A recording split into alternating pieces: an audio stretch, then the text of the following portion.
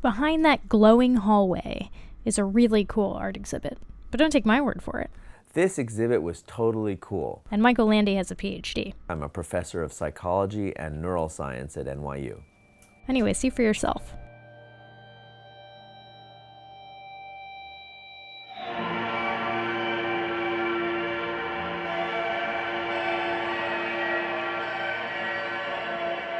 What's interesting to me about this piece as a perceptual scientist is that it demonstrates things that I find fascinating about perception. That perception is always an interplay between information that you're getting immediately from your senses and prior knowledge that you use to interpret that information. And when those match, the system works really well. And when they mismatch, you get a very confusing experience that a lot of people seem to enjoy. When the exhibition was in LA, it drew somewhere between 17,000 and 25,000, but yeah, a bunch. That's artist Julian Hoeber, and his relation to this work? I made it. Demon Hill, that's the name of the piece, is inspired by this stock roadside attraction. Specifically, gravitational mystery spots, billed as places where gravity doesn't behave normally.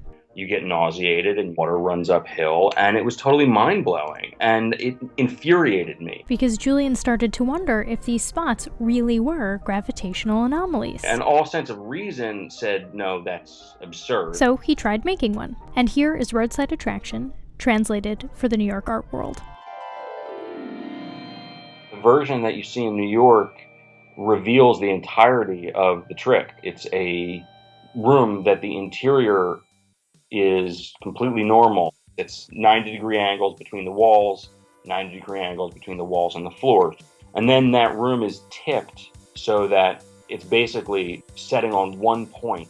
It's a compound angle of about 20 degrees one way and 9 degrees the other way. What happens when you walk into the room is that the senses you rely on every day to navigate the world disagree with one another, and so they fight it out. I felt seasick. It is actually kind of disorienting. Kids freak out. Kids love it, and for me, there's a lot of art historical reference, but you don't need any of that to experience the work. It's a very direct and very unsubtle experience. It hits you at your core, kind of literally. Your vestibular system, your inner ear, is telling you that gravity is one way. It's the prior knowledge interacting with sensory information from the room that messes you up. And prior knowledge has a reputation for doing this. We found that in our own experiments. If you give somebody a collection of lines and they're judging their orientation, you'll fall back on nature. If you walk around the world and take a whole bunch of photographs, and they can be pictures from Manhattan, in which case, obviously, lots of things are vertical and lots of things are horizontal because people build them that way. You go take a walk in the woods, trees are up and horizon lines are down.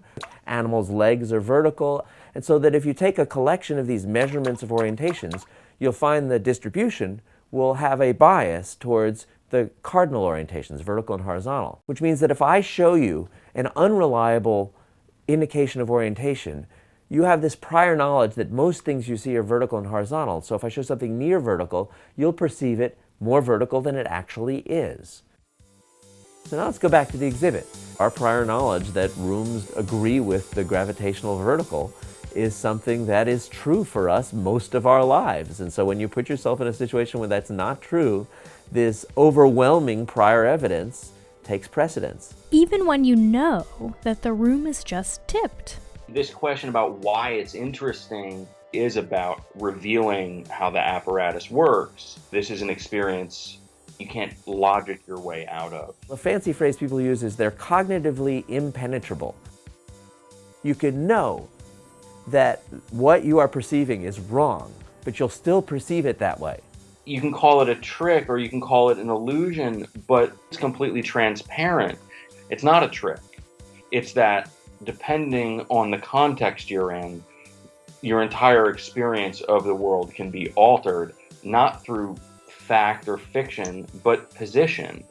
That is, our experience of the world depends not on what is true, but on what we perceive to be true. On the other hand, Michael Landy says, our perceptual system is usually on the mark. Is it necessarily subjective? Well, it's inside you. That's kind of the definition of subjective. Is it veridical? Does it reflect what the world really is? Well, most of the time it's pretty close to veridical. I guess you could see it either way. I'm Flora Lichtman, and this is Christopher Intagliata for Science Friday.